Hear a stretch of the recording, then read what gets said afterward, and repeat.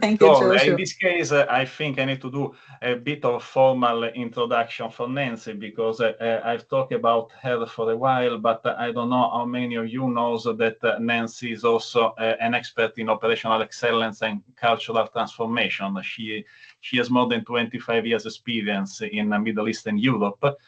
I know that she keeps traveling, that I really don't know how she can take that level of commitment. And she's the founder of Xcellium, that is the first region licensed affiliate of the Shingo Institute, focusing on human-centric leadership and excellence. She also holds 2 masters, one of which is in total quality management, and she serves as a jury member and assessor for Excellence Award. Just a quote for Nancy: she believes that excellence is a habit that organization can cultivate for lasting success. So thank you very much, Nancy. This is the third role for the day you are involved in, so I leave the stage to you. Thank you very much, Giorgio, and thanks everyone. I'm very pleased to be with you here today. I have small things just before I start my technical presentation. I think I'm known for ASQ as being a volunteer for ASQ. I've served as a region director since we started EMEA region director with a new structure of ASQ back in 2019. I served as a board member also for 6 years. I led the GCC, which is a Geographic Community Council, for 2 years.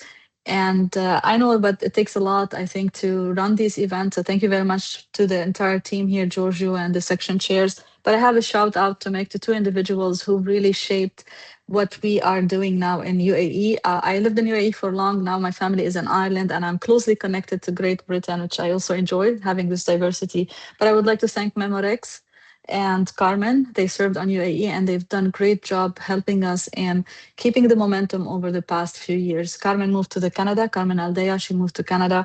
She's one of our senior members. And Memorex, he told me he's going to be here on the call.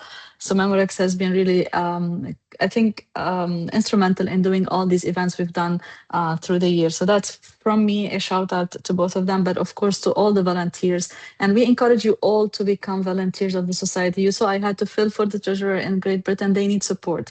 Today we were supposed to have a presentation from KSA from Saudi Arabia. We don't have someone. Unfortunately, the lady who was supposed to present has a medical emergency, but we need more volunteers. I really encourage you all.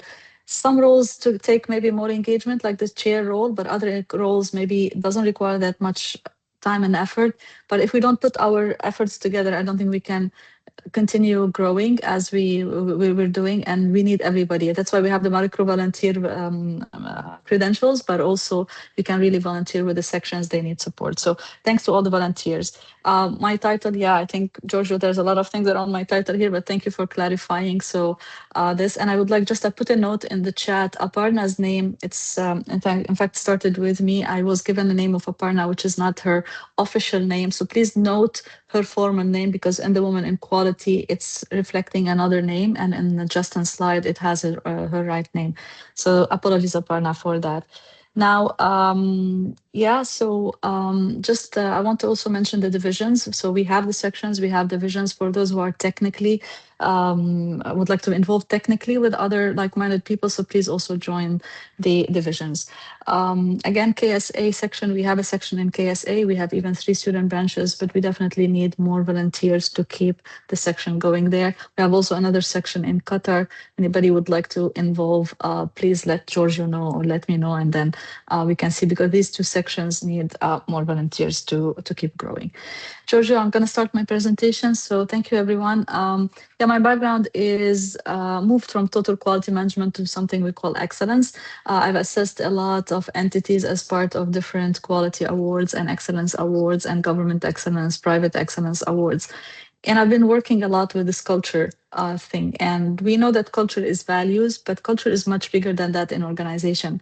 And when we talk about digital transformation, and after COVID, we see more and more talks about psychological safety, human centricity.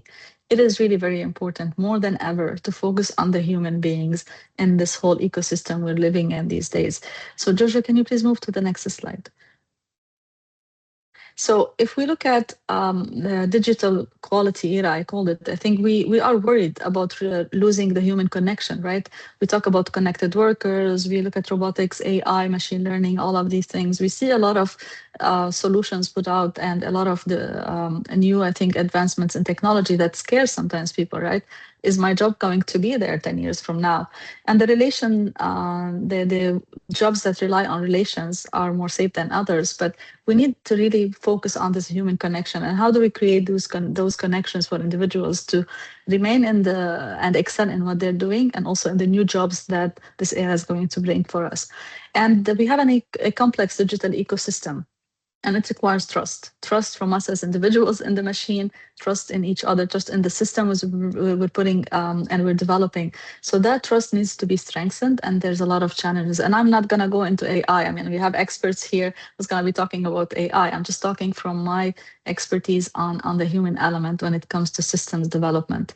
And definitely there's need for adaptability. We talk a lot about leadership adaptability, about teams adaptability, about organizational adaptability, systems adaptability, and resilience.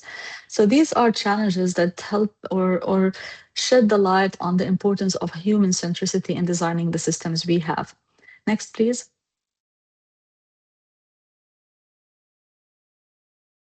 Now, human centricity is about designing systems and experiences centered around the human needs and values. And think about it in everything you're doing. You can't really not focus on human centricity anymore, whether you're talking about your customers, your users, whether you're designing systems internally for your employees. So human centricity is key. Next, please. Now, I don't know if anybody knows Nicole. She's Nicole Redsville. She is one of our ASQ senior members. She's a fellow. She's been doing a lot of research and published a lot around quality. And she was quoted in one of the articles around quality 4.0. Now, my colleague's going to talk about quality 4.0. I was very interested to a little bit research around quality 4.0 because also I'm doing my research on excellence and project management. And I found this read from Nicole back in 2018. Giorgio? She mentioned some of the things that are important. Next slide, please.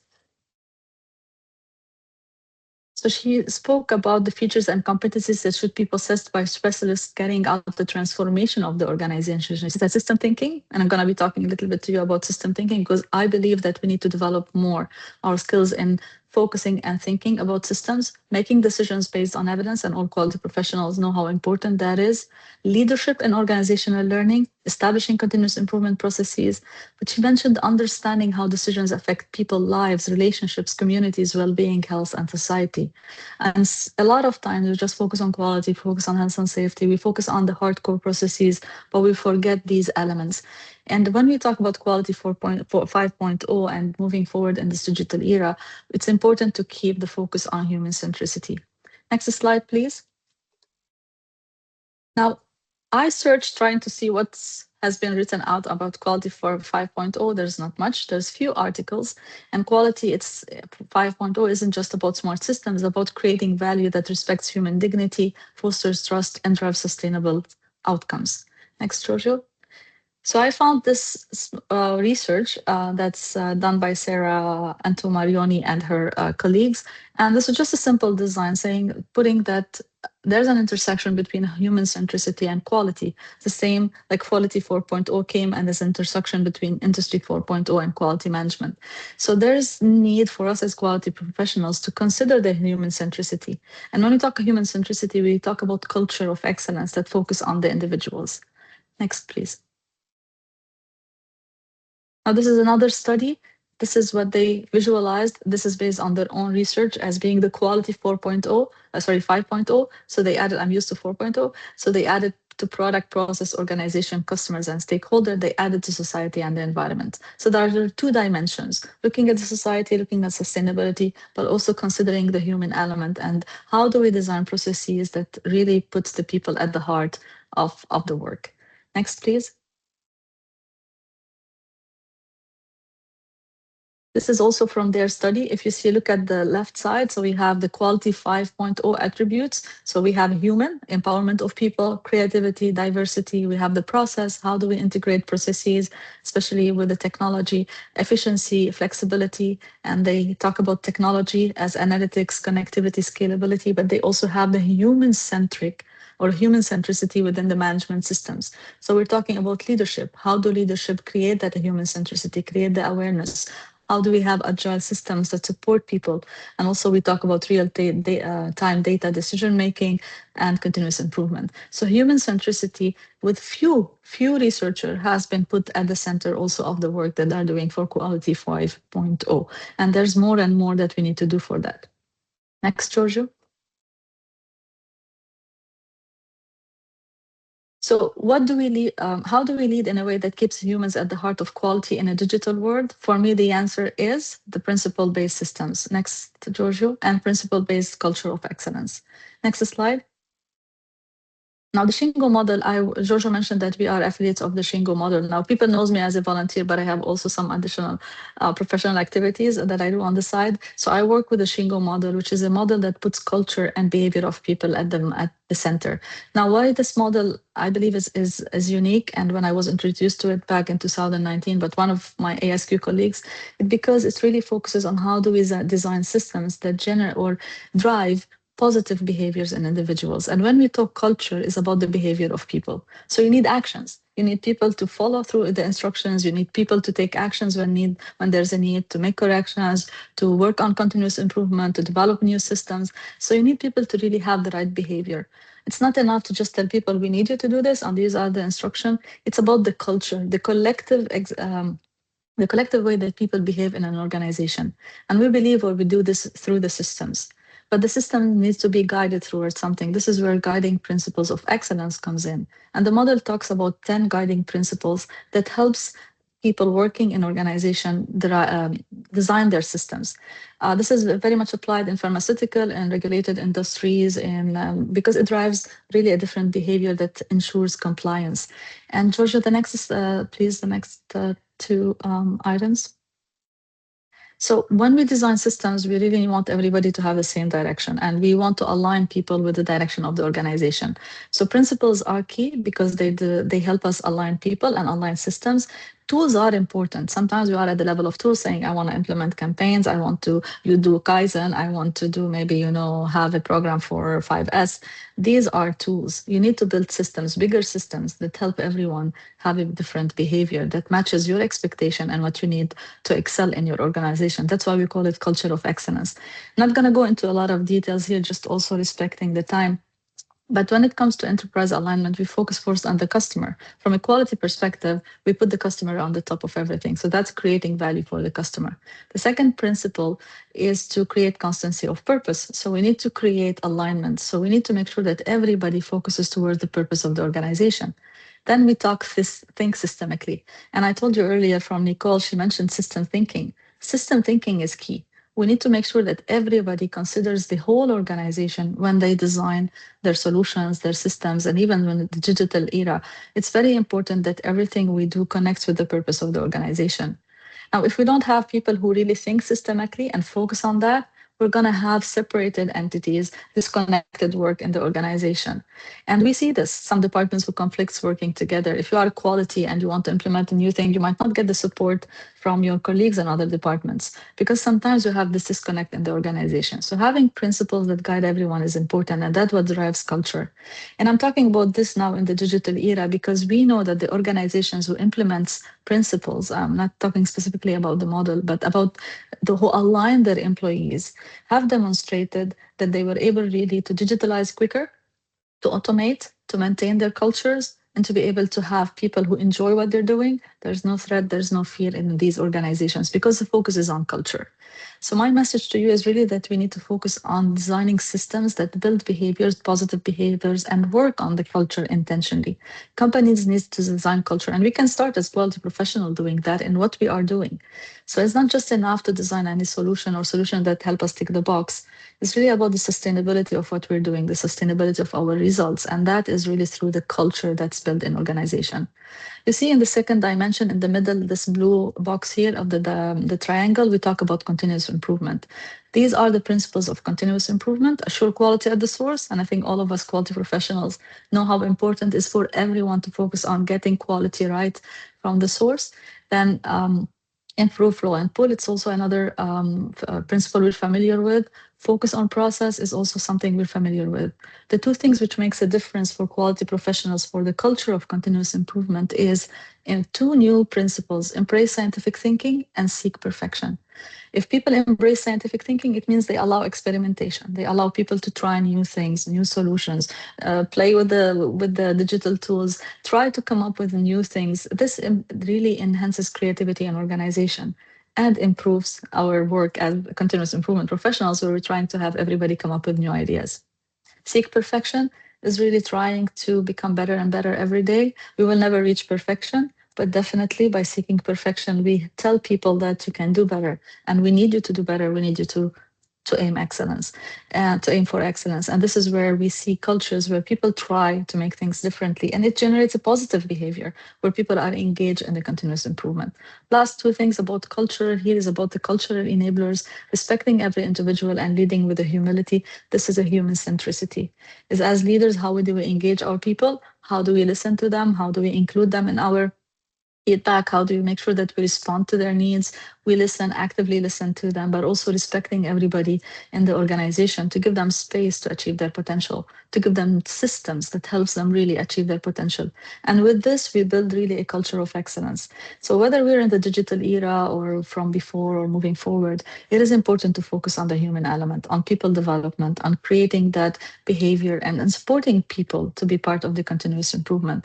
Tools are great. Systems are the thing to have, and from the systems we can really design cultures that really help everyone connect with the purpose of the organization. So this is what the culture of excellence is about. And in digitalization, automation, you need more focus on the human element to make sure that you remove threats, you remove fear, and bring those people together collectively so they can contribute to the success of the organization. Next slide, Giorgio.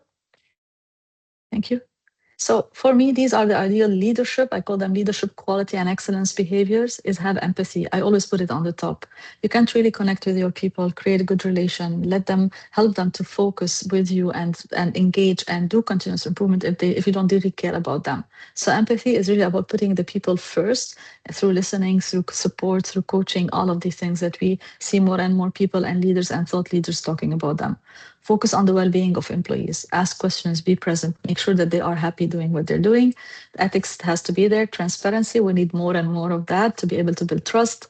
Inclusivity and collaboration. Justin mentioned, or Rian mentioned, I thought DAI, so it's very important for us to have an inclusive workplace, inclusive community, collaborate. All this is through the systems we put in place.